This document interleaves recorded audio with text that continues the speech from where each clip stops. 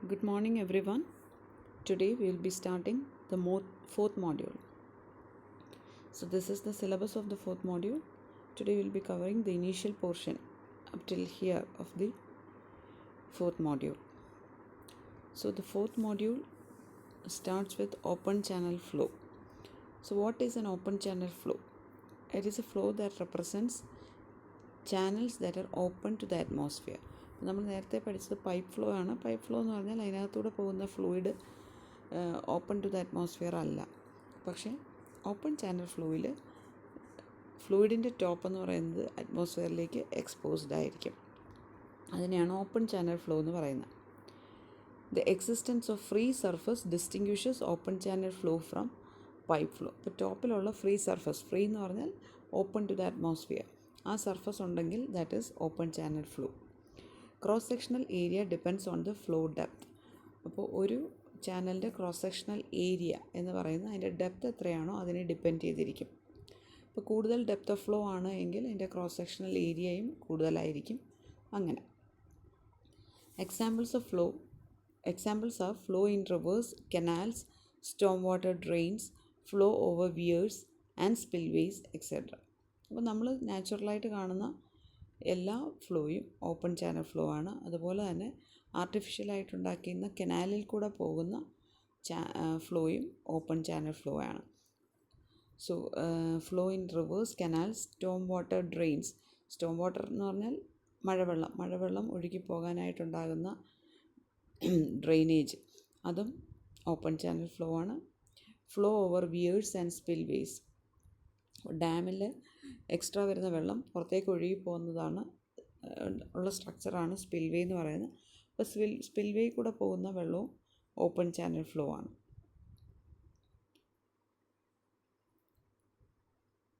So this is the figure of a open channel flow. This is a natural river and its top surface is exposed to the atmosphere. So this is a open channel flow. This is the longitudinal section of the open channel. ഈ longitudinal section ഇവിടെ ഈ triangle കാണുന്ന സ്ഥലത്ത് cut ചെയ്തിട്ട് നമ്മൾ ഫ്രണ്ടിൽ നിന്ന് നോക്കിയാൽ എന്താണോ കാണുന്നത് അതാണ് ഇവിടെ വരച്ചിരിക്കുന്നത്. ദാറ്റ് ഈസ് സെക്ഷൻ എ എന്ന് പറഞ്ഞ് കാണിച്ചേക്കുന്നത്. അതായത് ഇവിടെ നോക്കിക്കേ, ഇത് പ്ലാനാണ്. മുകളിൽ നിന്ന് നോക്കിയാൽ നമ്മൾ കാണുന്നത് ആ സെക്ഷൻ ഇവിടെ ഇങ്ങനെ കട്ട് ചെയ്തിട്ട് നമ്മൾ സൈഡിൽ നിന്ന് നോക്കിയാൽ അല്ലെങ്കിൽ ഫ്രണ്ടിൽ നിന്ന് നോക്കിയാൽ എന്താണോ കാണുന്നത് അതാണ് ഇവിടെ വരച്ചിരിക്കുന്നത്. So this is the longitudinal section of a canal. ഇത് ഒരു നാച്ചുറൽ ഓപ്പൺ ചാനലും ഇത് നമ്മൾ ആർട്ടിഫിഷ്യലി കൺസ്ട്രക്റ്റഡ് ഓപ്പൺ ചാനലും. അപ്പോൾ ഇത് കണ്ടാൽ തന്നെ അറിയത്തില്ല, ഈ സൈഡെല്ലാം ഇറഗുലർ ആയിരിക്കും. ഇതിൻ്റെ റിവർ ബെഡ് എന്ന് പറയുന്നതും ഇറഗുലർ ആയിരിക്കും. പക്ഷേ നമ്മൾ കൺസ്ട്രക്റ്റ് ചെയ്യുന്നതാകുമ്പോൾ ഇറഗുലർ സൈഡ്സ് ആയിരിക്കില്ല, സ്മൂത്ത് ആയിട്ടുള്ള സൈഡ്സ് ആയിരിക്കും. So this is the section A. അതിന് ആ വ്യൂ ആണ് ഇവിടെ വരച്ചിരിക്കുന്നത്. This is the longitudinal section of the canal. Now why we have to study this open channel flow? Relevance of open channel flow in civil engineering. It is used for measuring the discharge in a river or a canal. അപ്പോൾ ഒരു റിവറിൽ നിന്ന് ഒരു കനാലിലൂടെ എന്തുമാത്രം വെള്ളം വരുന്നുണ്ട് എന്ന് measure ചെയ്യാനായിട്ട് നമുക്ക് ഓപ്പൺ ചാനൽ ഫ്ലോ ഹെൽപ്പ് ചെയ്യുന്നു. Then developing A relationship between the depth of flow and the discharge in A channel. അപ്പോൾ ഒരു ചാനലിൽ കൂടെ വരുന്ന ഡെപ്ത് ഓഫ് ഫ്ലോ ഡിസ്ചാർജ് എത്രയാണെന്ന് അറിയണമെങ്കിൽ എപ്പോഴും നമുക്കത് പോയി മെഷർ ചെയ്യുക എന്ന് പറയുന്നത് ഡിഫിക്കൽട്ടായിട്ടുള്ള കാര്യമാണ്. അപ്പോൾ അതിന് വേണ്ടിയിട്ട് ഡെപ്ത് ഓഫ് ഫ്ലോയും ഡിസ്ചാർജും തമ്മിലൊരു റിലേഷൻഷിപ്പ് എസ്റ്റാബ്ലിഷ് ചെയ്യുവാണെങ്കിൽ നമുക്ക് അവിടുത്തെ ഡെപ്ത് മാത്രം മെഷർ ചെയ്താൽ മതി. ഡെപ്ത് ഇത്രയാണ് എങ്കിൽ നമുക്ക് ഇത്രയും ഡിസ്ചാർജ് കിട്ടും എന്നൊരു റിലേഷൻഷിപ്പ് എസ്റ്റാബ്ലിഷ് ചെയ്യാനും ഓപ്പൺ ചാനൽ ഫ്ലോ നമ്മളെ ഹെൽപ്പ് ചെയ്യുന്നു. Then designing a canal to carry given amount of water. നമ്മൾ ആർട്ടിഫിഷ്യലായിട്ടുള്ള കനാൽസ് ഉണ്ടാക്കുന്നുണ്ട്. അപ്പോൾ കനാൽസ് വെറുതെ നമ്മളങ്ങ് ഉണ്ടാക്കുകയല്ല ചെയ്യുന്നത്, ആദ്യം അതിന് ഡിസൈൻ ചെയ്യും. ഡിസൈൻ ചെയ്യുമെന്ന് പറഞ്ഞാൽ അതിന് എന്തുമാത്രം ഡെപ്ത് വേണം, എന്തുമാത്രം വിഡ്ത്ത് വേണം, സൈഡിലെ സ്ലോപ്പ് എത്ര വേണം എന്നൊക്കെയുള്ള ഫാക്ടേഴ്സ് നമ്മൾ കണ്ടുപിടിക്കുന്നു. അതിനെയാണ് ഡിസൈൻ ചെയ്യുക എന്ന് പറയുന്നത്. അപ്പോൾ നമുക്ക് എന്തുമാത്രം വെള്ളം അതിനകത്തേക്ക് കൊണ്ടുപോകണം, ആ വെള്ളം കൊണ്ടുപോകാനായിട്ട് എത്ര ഡെപ്ത് വേണം, എത്ര സൈഡ് സ്ലോപ്പ് വേണം, എത്ര വിഡ്ത്ത് വേണം എന്നൊക്കെ ഡിസൈഡ് ചെയ്യാൻ നമ്മളെ ഓപ്പൺ ചാനൽ ഫ്ലോ ഹെൽപ്പ് ചെയ്യുന്നു. Estimating the area of submersions due to construction of a dam or a river. Construction of dam over a river. അപ്പോൾ നമ്മളൊരു ഡാം കൺസ്ട്രക്റ്റ് ചെയ്യുവാണെങ്കിൽ അതിൻ്റെ ഇമ്പാക്റ്റ് എന്തുമാത്രം ഏരിയയിലുണ്ടാകുന്നു എന്ന് കണ്ടുപിടിക്കാൻ നമ്മളെ ഓപ്പൺ ചാനൽ ഫ്ലോ ഹെൽപ്പ് ചെയ്യുന്നു. Then preventing high velocity flows from damaging the channel. അപ്പോൾ ഒരു കനാൽ നമ്മൾ ഡിസൈൻ ചെയ്യുന്ന സമയത്ത് അതിനകത്തൂടെ നമുക്ക് ക്യാരി ചെയ്യാവുന്ന ലിക്വിഡിൻ്റെ സേഫ് വെലോസിറ്റി എത്ര, അപ്പോൾ ആ വെലോസിറ്റിയിൽ പോകണമെങ്കിൽ ആ ചാനൽ എങ്ങനെ ഡിസൈൻ ചെയ്യണം എന്നൊക്കെയുള്ള ഫാക്ടേഴ്സ് ഡിസൈഡ് ചെയ്യാൻ നമ്മളെ ഓപ്പൺ ചാനൽ ഫ്ലോ ഹെൽപ്പ് ചെയ്യുന്നു. Estimating the change in flow conditions due to a change in bed width or bed elevation. അപ്പോൾ ഒരു സ്ഥലത്ത് വെച്ചിട്ട് നമുക്ക് നമ്മുടെ ഒരു ചാനലിൻ്റെ വിഡ്ത്ത് കൂട്ടേണ്ടി വരുന്നു, അല്ലെങ്കിൽ വിഡ്ത്ത് കുറയ്ക്കേണ്ടി വരുന്നു, അല്ലെങ്കിൽ അതിൻ്റെ എലിവേഷൻ കൂട്ടേണ്ടി വരുന്നു, കുറയ്ക്കും. കാരണം ഗ്രൗണ്ട് കണ്ടീഷൻസ് അനുസരിച്ച് നമുക്കതൊക്കെ ചെയ്യേണ്ടി വരും. അപ്പോൾ അങ്ങനെ വരുന്ന സമയത്ത് ഫ്ലോ കണ്ടീഷൻസിൽ എന്തുമാത്രം ചേഞ്ച് ഉണ്ടാകുന്നു എന്ന് മനസ്സിലാക്കാൻ നമ്മളെ ഓപ്പൺ ചാനൽ ഫ്ലോ ഹെൽപ്പ് ചെയ്യുന്നു. Estimating the change in flow depth due to overland run off. അപ്പോൾ ഈ റൺ ഓഫ് എന്ന് പറയുന്ന ടേം നിങ്ങൾ ഇനി ഹയർ ക്ലാസ്സസിൽ ഒരുപാട് കേൾക്കുന്നതാണ്. റൺ ഓഫ് എന്ന് പറഞ്ഞാൽ എന്താണ്? ഓവർലാൻഡ് റൺ ഓഫ് എന്ന് പറഞ്ഞാൽ നമ്മുടെ ഭൂമിയുടെ മുകളിലൂടെ, സർഫസിലൂടെ ഒഴുകി വരുന്ന വെള്ളത്തിനെ, ഒരു മഴ പെയ്ത് കഴിയുമ്പോൾ നമുക്കറിയാം, നമുക്ക് റൺ ഓഫ് നമുക്ക് കാണാം അല്ലേ, ഒഴുകിപ്പോകുന്ന വെള്ളം. ആ ഓവർലാൻഡ് റൺ ഓഫ് കാരണം ഫ്ലോ ഡെപ്തിന് എന്തുമാത്രം ചേഞ്ച് ഉണ്ട്. അപ്പോൾ ഒരു പർട്ടിക്കുലർ ഫ്ലോയ്ക്ക് വേണ്ടിയിട്ട് നമ്മളൊരു കനാൽ ഡിസൈൻ ചെയ്യുന്നു. അപ്പോൾ ആ ഫ്ലോ എപ്പോഴും അത്രയും തന്നെ ആയിരിക്കണം എന്നില്ല, പുറത്തുനിന്നുള്ള അഡീഷണൽ ഫ്ലോ അതിനകത്തേക്ക് വന്ന് ചേരാം. അപ്പോൾ അങ്ങനെ ഓവർലാൻഡ് റൺ ഓഫ് വരുവാണെങ്കിൽ അതിൻ്റെ ഫ്ലോ ഡെപ്തിനെ അതെങ്ങനെ അഫക്റ്റ് ചെയ്യുന്നു എന്ന് പഠിക്കാൻ നമ്മളെ ഓപ്പൺ ചാനൽ ഫ്ലോ ഹെൽപ്പ് ചെയ്യുന്നു. Estimating the time taken by a flood wave to pass through a given length of a river. അപ്പോൾ ഒരിടത്തൊരു ഫ്ലഡ് വേവ് വന്നു കഴിഞ്ഞാൽ ആ ഫ്ലഡ് വേവ് മറ്റൊരു സ്ഥലത്ത് എത്താനായിട്ട് എന്തുമാത്രം സമയമെടുക്കും എന്ന് അനലൈസ് ചെയ്യാനും നമുക്ക് ഓപ്പൺ ചാനൽ ഫ്ലോ ഹെൽപ്പ് ചെയ്യുന്നു. ഇപ്പം നിങ്ങൾക്കറിയാം, നമ്മൾ ഫ്ലഡൊക്കെ വരുന്ന സമയത്ത് നമ്മൾ പഠിച്ചിട്ടുണ്ട്, നമ്മൾ കേൾക്കാറുണ്ട്, അവിടെ ഫ്ലഡ് വേവ് വന്നു, അത് ഇത്ര സമയം കഴിയുമ്പോൾ ഇന്ന സ്ഥലത്തെത്തും എന്ന് നമ്മൾ കേൾക്കാറുണ്ട്. അപ്പോൾ അത് അങ്ങനെയൊക്കെ പ്രഡിക്റ്റ് ചെയ്യാൻ നമ്മളെ ഹെൽപ്പ് ചെയ്യുന്നത് ഓപ്പൺ ചാനൽ ഫ്ലോ ആണ്. Then estimating the amount of sediment carried by a channel. Sediment എന്ന് പറഞ്ഞാൽ എന്താണ്? ഒഴുകുന്ന വെള്ളത്തിലൂടെ കൂടെ ഒഴുകി വരുന്ന സാധനങ്ങളെയാണ് സെഡിമെൻറ്റ്സ് എന്ന് പറയുന്നത്. അപ്പോൾ എന്തുമാത്രം സെഡിമെൻ്റാണ് ഒരു കനാലിൽ കൂടെ ഒഴുകി വരുന്നത് എന്ന് കണ്ടുപിടിക്കാനും നമ്മളെ ഓപ്പൺ ചാനൽ ഫ്ലോ ഹെൽപ്പ് ചെയ്യുന്നു. Then studying the spread of pollutants in A river. അപ്പോൾ എന്തെങ്കിലും പൊല്യൂട്ടൻസ് വെള്ളത്തിൽ മിക്സ് ആവുകയാണെങ്കിൽ അത് എങ്ങനെ ആ വെള്ളത്തിൽ സ്പ്രെഡ് ചെയ്യുന്നു എന്ന് മനസ്സിലാക്കാനും നമ്മളെ ഓപ്പൺ ചാനൽ ഫ്ലോ ഹെൽപ്പ് ചെയ്യുന്നു. അപ്പോൾ ഇത്രയൊക്കെയാണ് ഓപ്പൺ ചാനൽ ഫ്ലോ നമുക്ക് പഠിക്കുന്നത് കൊണ്ട് നമുക്കുണ്ടാകുന്ന പ്രയോജനങ്ങൾ. Now comparison of pipe flow and open channel flow. In open channel flow occurs due to gravity, but in pipe flow the flow occurs due to difference in pressure difference കാരണമാണ് പൈപ്പിൽ flow ഉണ്ടാകുന്നത്. പക്ഷേ open ചാനലിലാണെങ്കിൽ flow occurs due to gravity. In open channel flow the maximum velocity occurs at a little distance below the water surface. Open channel flow ആണെങ്കിൽ വാട്ടറിൻ്റെ top സർഫസിൽ നിന്ന് കുറച്ച് താഴെയായിട്ടാണ് മാക്സിമം വെലോസിറ്റി വരുന്ന ഫ്ലോ ഉണ്ടാവുന്നത്.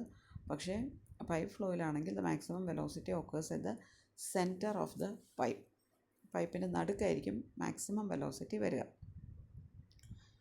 In open channel flow the cross section of the open channel can be trapezoidal, triangular, rectangular, circular etcetera.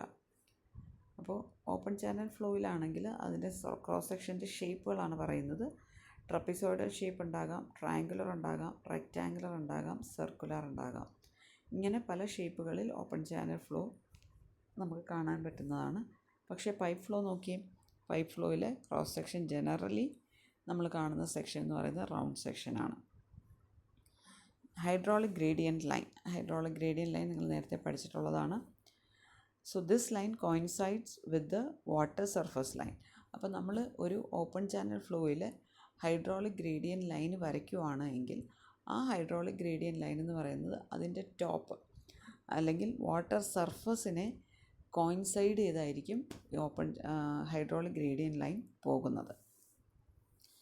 Whereas in pipe flow, the hydraulic gradient line do not coincide with the top surface of the water. പക്ഷേ pipe ഫ്ലോയിൽ അങ്ങനെയല്ല.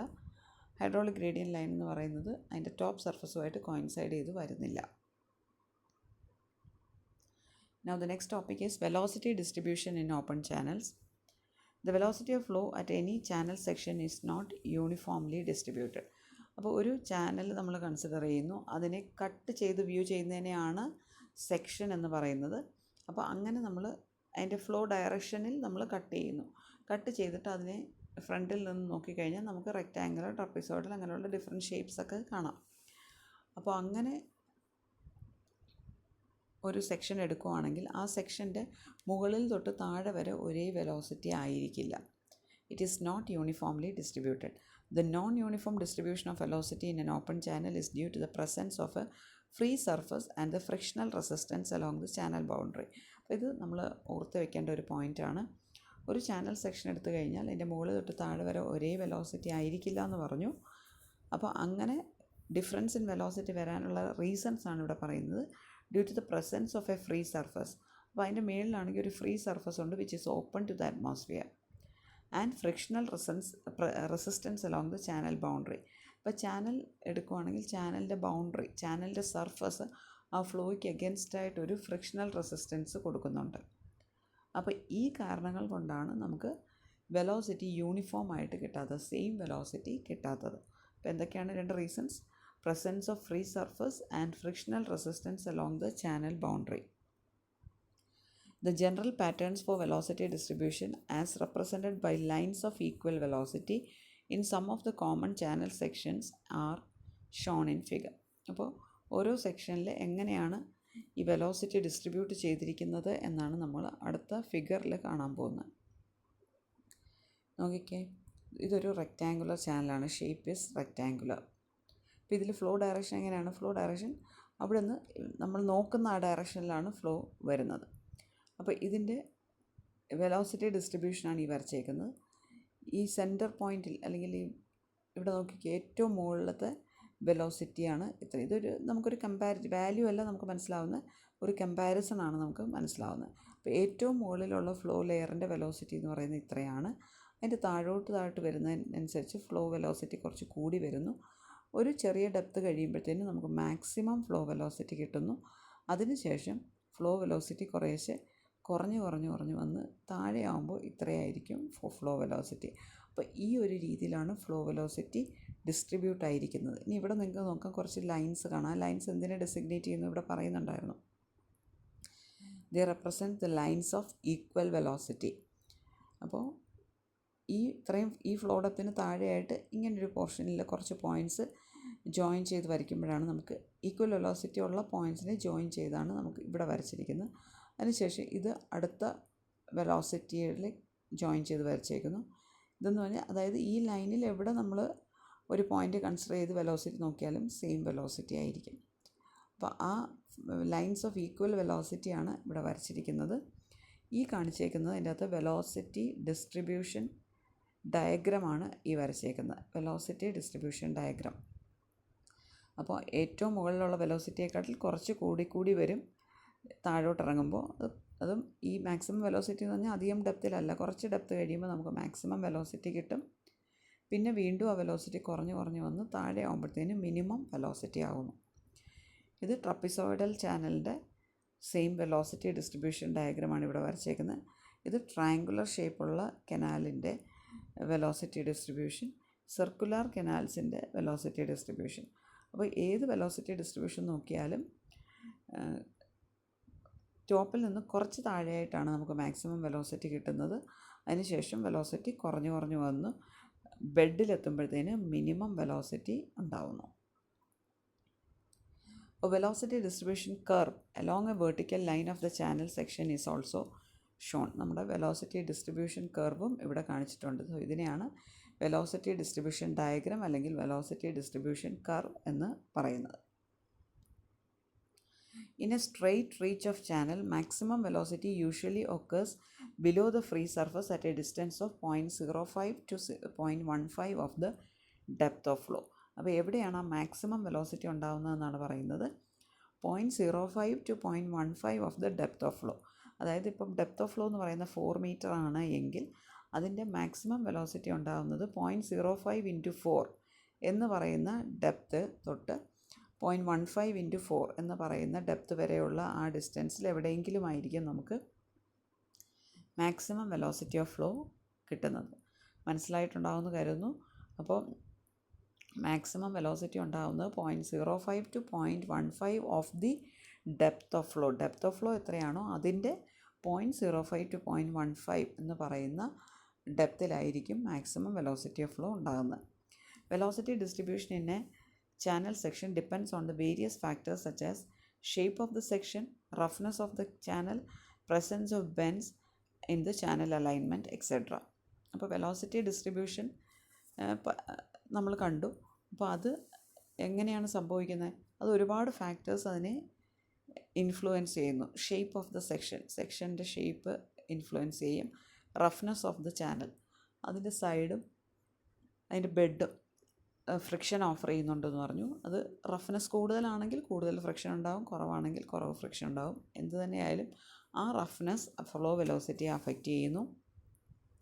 Presence of Benz, ഇപ്പോൾ നമ്മൾ align ചെയ്യുന്ന അല്ലെങ്കിൽ design ചെയ്യുന്ന കനാലിന് ഇടയ്ക്കിടയ്ക്ക് വളവുകളുണ്ടെങ്കിൽ ആ വളവുകളും ഈ വെലോസിറ്റി ഓഫ് ഫ്ലോയെ ഇൻഫ്ലുവൻസ് ചെയ്യും. അപ്പോൾ സ്ട്രെയിറ്റ് ആയിട്ടുള്ളപ്പോൾ പെട്ടെന്ന് ഫ്ലോ അങ്ങ് ഒഴുകിപ്പോവും. പക്ഷേ വളവ് വരുന്ന സമയത്ത് അവിടെ ഒരു വെലോസിറ്റി റിഡക്ഷൻ ഉണ്ടാകുന്നുണ്ട്. അപ്പോൾ അങ്ങനെയുള്ള ബെൻസും ഈ വെലോസിറ്റി ഡിസ്ട്രിബ്യൂഷനെ അഫക്റ്റ് ചെയ്യുന്നു. The mean velocity of flow in a channel section can be computed from the vertical velocity distribution curve obtained by actual measurements. അപ്പോൾ നമ്മൾ പറഞ്ഞു മുകളിൽ നിന്ന് താഴെ വരെ നോക്കുകയാണെങ്കിൽ പല വെലോസിറ്റി ആയിരിക്കുമെന്ന് പറഞ്ഞു. അപ്പോൾ അത് വെച്ചിട്ട് നമുക്കൊരു മീൻ വെലോസിറ്റി, ഒരു average velocity of flow can be computed from the vertical velocity distribution curve obtained by actual measurements. അപ്പോൾ നമുക്ക് വെർട്ടിക്കൽ വെലോസിറ്റി ഡിസ്ട്രിബ്യൂഷൻ കർവ് വെച്ചിട്ട് നമുക്കിതിൻ്റെ ഒരു ആവറേജ് വെലോസിറ്റി എത്രയായിരിക്കും എന്ന് കണ്ടുപിടിക്കാൻ പറ്റും. It is observed that the velocity at 0.6 of the depth from the free surface is very close to the mean velocity of flow in the vertical section. അപ്പോൾ വളരെ important ആയിട്ടുള്ളൊരു പോയിൻ്റാണ്. മീൻ വെലോസിറ്റി ഓഫ് ഫ്ലോ കണ്ടുപിടിക്കാനായിട്ട് 0.6 depth from the free surface is very close to the average velocity of flow in the vertical direction. അപ്പോൾ ഒന്നുകൂടെ പറയാം, നമ്മളൊരു vertical section എടുക്കുകയാണെങ്കിൽ അതിൽ മുകളിൽ തൊട്ട് താഴെ വരെ ഒരേ വെലോസിറ്റി ആയിരിക്കില്ല. അപ്പോൾ ആ വെലോസിറ്റീസ് എല്ലാം നമുക്ക് കിട്ടുവാണെങ്കിൽ നമുക്ക് അതിൻ്റെ ഒരു ആവറേജ് വാല്യൂ കണ്ടുപിടിക്കാം. ഇനി ആ ആവറേജ് വാല്യൂ എന്ന് പറയുന്നത് ആ വേരിയിങ് വെലോസിറ്റിയിൽ ഏത് വെലോസിറ്റിയുമായിട്ട് മാക്സിമം മാച്ച് വരും എന്നാണ് ഇവിടെ പറയുന്നത്. 0.6 depth from the free surface, അതായത് ഇപ്പം 4 മീറ്റർ ആണ് ഒരു ഡെപ്ത് ഓഫ് ഫ്ലോ എങ്കിൽ 0.6 ഇൻറ്റു 4 എന്ന് പറയുമ്പോൾ 2.4 metre from the free surface. Free സർഫസിൽ നിന്ന് 2.4 മീറ്റർ താഴെയുള്ള പോയിൻറ്റിൽ വെലോസിറ്റി നോക്കുകയാണെങ്കിൽ ആ വെലോസിറ്റി വാല്യൂ ആയിരിക്കും നമ്മുടെ മീൻ വെലോസിറ്റി വാല്യൂ എന്ന് പറയുന്നത്. അപ്പോൾ മീൻ വെലോസിറ്റി വാല്യൂ നമുക്ക് രണ്ട് രീതിയിൽ കണ്ടുപിടിക്കാം. ഒന്ന്, നമ്മൾ ഓരോ പോയിൻറ്റിലെയും വെലോസിറ്റി കണ്ടുപിടിച്ച് അതിൻ്റെ ആവറേജ് വാല്യൂ കണ്ടുപിടിക്കുക. അല്ലെങ്കിൽ നമുക്ക് 0.6 ടൈംസ് ദ ഡെപ്ത്. ഇതെല്ലാം റഫ് വാല്യൂസാണ്, എക്സാക്റ്റ് വാല്യൂസ് അല്ല. 0.6 times the depth of flow. അപ്പോൾ 4 മീറ്ററാണ് ഡെപ്ത് ഓഫ് ഫ്ലോ എങ്കിൽ 0.6 into 4 2.4 metre from the free water surface. ടോപ്പിൽ നിന്ന് 2.4 മീറ്റർ താഴേക്കുള്ള പോയിൻറ്റിൽ വെലോസിറ്റി നോക്കുകയാണെങ്കിൽ ആ വെലോസിറ്റി തന്നെയായിരിക്കും average velocity of flow along the section.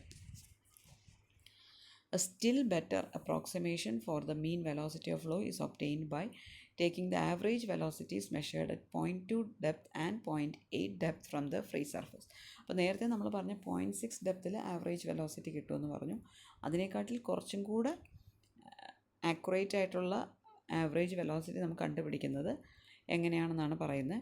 0.2 ഡെപ്തും 0.8 ഡെപ്തും രണ്ട് പോയിൻറ്റിലെ വെലോസിറ്റി കണ്ടുപിടിച്ചിട്ട് അതിൻ്റെ ആവറേജ് എടുത്തു കഴിഞ്ഞാൽ ഇവിടെ കിട്ടിയ വാല്യൂവിനെക്കാട്ടിൽ കുറച്ചും കൂടെ ആക്യുറേറ്റ് ആയിട്ടുള്ള വാല്യൂ നമുക്ക് കിട്ടും. അതായത് 4 മീറ്ററാണ് ഡെപ്ത് ഓഫ് ഫ്ലോ എങ്കിൽ ആദ്യം നമ്മൾ 0.2 × 4, അതായത് 0.8 metre from the free water സർഫസിൽ നിന്നുള്ള വെലോസിറ്റി കണ്ടുപിടിക്കുന്നു. പിന്നെ 0.8 ടൈംസ് ഡെപ്ത്, അതായത് 0.8 × 8, 1.6 metre from the free water surface, താഴെ അവിടുത്തെ വെലോസിറ്റി കണ്ടുപിടിക്കുന്നു. ഈ 2 പോയിൻറ്റിലെയും വെലോസിറ്റിയുടെ ആവറേജ് വെലോസിറ്റി എടുത്തു കഴിഞ്ഞാൽ that average value represents the general mean or average velocity along the section. Correction factors will have to be applied while computing kinetic energy and momentum. അപ്പോൾ നമ്മൾ ഈ കിട്ടുന്ന വെലോസിറ്റി വെച്ചിട്ട് നമ്മൾ കൈനറ്റിക് എനർജിയും മൊമെൻറ്റവും കണ്ടുപിടിക്കുകയാണെങ്കിൽ അത് എക്സാക്ട് കൈനറ്റിക് എനർജിയും മൊമെൻറ്റവും ആയിരിക്കില്ല. അവിടെ നമ്മൾ കറക്ഷൻ ഫാക്ടേഴ്സ് അപ്ലൈ ചെയ്യേണ്ടി വരും. The kinetic energy correction factor alpha is also known as Coriolis coefficient. Okay, അപ്പോൾ നമ്മൾ ആ കിട്ടുന്ന വെലോസിറ്റി വെച്ചിട്ട് കണ്ടുപിടിക്കുന്ന കൈനറ്റിക് എനർജിയിൽ നമ്മൾ അപ്ലൈ ചെയ്യുന്ന കറക്ഷൻ ഫാക്ടറിനെ വിളിക്കുന്ന പേരാണ് കോറിയോളിസ് കോഎഫിഷ്യൻറ്റ്. ഇനി momentum correction factor beta. Kinetic energy correction ഫാക്ടറിനെ ആൽഫ എന്നാണ് വിളിക്കുന്നത്, മൊമെൻറ്റം കറക്ഷൻ ഫാക്ടറിനെ ബീറ്റ എന്നാണ് വിളിക്കുന്നത്. That is otherwise known as Boussinesq coefficient. The value of alpha varies from 1.03 to 1.36 and that of B varies from 1.01 to 1.12. For the sake of simplicity, both are assumed to be unity. അപ്പോൾ Coriolis കോഎഫിഷ്യൻറ്റും ബുസിനിസ് കോഎഫിഷ്യൻറ്റും അതിൻ്റെ വാല്യൂസാണ് ഇവിടെ പറയുന്നത്. പക്ഷേ സിംപ്ലിസിറ്റിക്ക് വേണ്ടി നമ്മൾ കാൽക്കുലേഷനുള്ള സിംപ്ലിസിറ്റിക്ക് വേണ്ടി നമ്മൾ ഈ 2 വാല്യൂസിനെയും 1 എന്നാണ് അസ്യൂം ചെയ്യുന്നത്. അതായത് കൈനറ്റിക് എനർജി കറക്ഷൻ ഫാക്ടറും 1 ആണ്, മൊമെൻറ്റം കറക്ഷൻ ഫാക്ടറും 1 ആണ്. അത് നമ്മൾ സിംപ്ലിസിറ്റിക്ക് വേണ്ടിയിട്ടാണ് അങ്ങനെ ചെയ്യുന്നത്. പക്ഷേ ആക്ച്വലി നമുക്ക് വളരെ ആക്യുറേറ്റ് ആയിട്ടുള്ള റിസൾട്ടൊക്കെയാണ് വേണ്ടതെങ്കിൽ നമ്മൾ ഈ കൈനറ്റിക് എനർജിയെ കൊറിയോളിസ് കോഎഫിഷ്യൻറ്റ് കൊണ്ടും മൊമെൻറ്റം കണ്ടുപിടിച്ചിട്ട് അതിനെ ബുസിനിസ് കോഎഫിഷ്യൻറ്റും കൊണ്ട് മൾട്ടിപ്ലൈ ചെയ്താൽ മാത്രമേ ആക്ച്വൽ കൈനറ്റിക് എനർജിയും ആക്ച്വൽ മൊമെൻറ്റവും നമുക്ക് കിട്ടുള്ളൂ.